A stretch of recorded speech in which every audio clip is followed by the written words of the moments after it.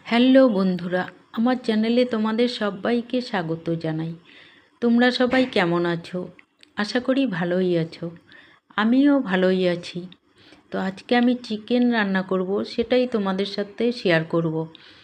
তো কালকে যেহেতু মাছ রান্না করেছিলাম, আর আমার ছেলে মাছ খেতে পছন্দ করে না, সেই জন্য আজকে ছেলের জন্য চিকেন নিয়ে এসেছি।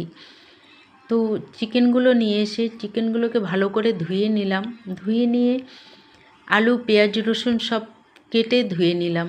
ধুয়ে নিয়ে এবার আমি আলুগুলোকে ভেজে নিলাম। প্রথমে আলুগুলোকে ভেজে নিয়ে ওই তেলেই শুকনো লঙ্কা, তেজপাতা আর জিরে ফোড়ন দিয়ে দিলাম। ফোড়নটা যখন একটু হয়ে এলো, এর মধ্যে পেঁয়াজ কুচি কুচি করে কেটে রেখেছিলাম, পেঁয়াজ রসুনগুলো দিয়ে দিলাম।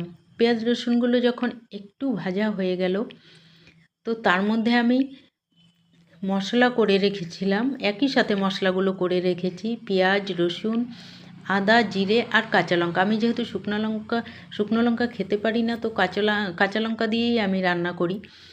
তো মশলাগুলো দিয়ে দিলাম, তার মধ্যে হলুদ লবণও দিয়ে দিয়েছি। এখন আমি মশলাগুলোকে একটু ভেজে নিলাম।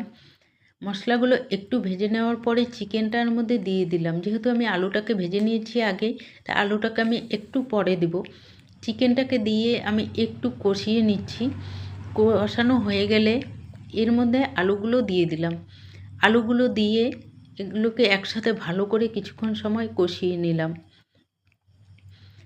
কিছুক্ষণ সময় কষিয়ে নেওয়ার পর যখন তেল ছেড়ে দিয়েছে এর মধ্যে থেকে, তখন আমি জল ঢেলে দিলাম এর মধ্যে। তো কিছুক্ষণ এখন রান্না করে নেব। তারপরে রান্নাটা হয়ে এলে এর মধ্যে গরম মশলার গুঁড়ো দিয়ে দিলাম।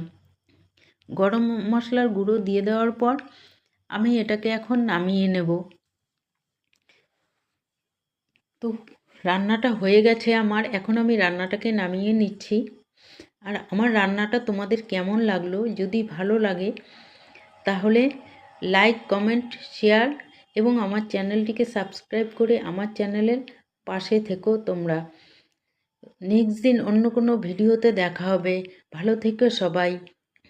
টাটা।